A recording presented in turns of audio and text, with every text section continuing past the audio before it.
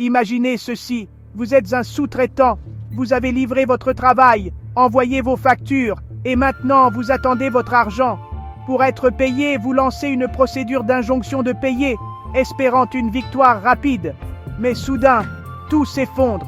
Le juge statue contre vous. Pourquoi? Tout simplement parce que vous vous êtes adressé au mauvais tribunal. C'est exactement ce qui s'est passé dans l'affaire que j'analyse aujourd'hui.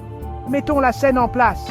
SS1, une entreprise béninoise, est condamnée à payer plus de 77 millions de FCFA à des sous-traitants pour des services sur un marché public.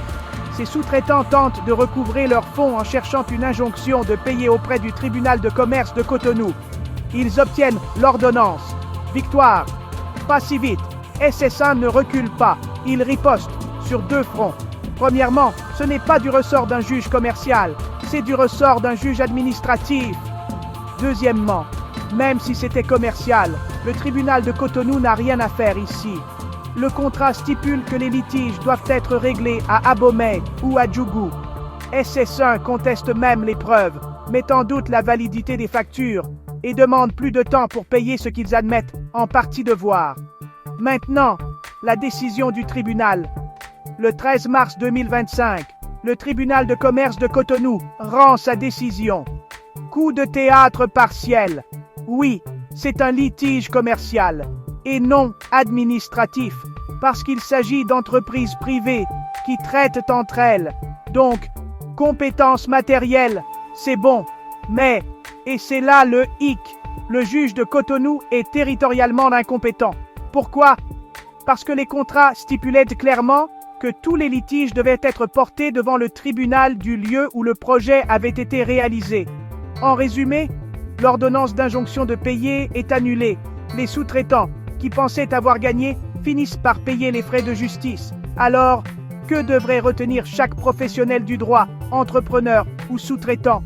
Premièrement, tous les contrats liés à un marché public ne relèvent pas du droit administratif. S'il s'agit d'une entreprise privée à une entreprise privée, c'est du droit privé.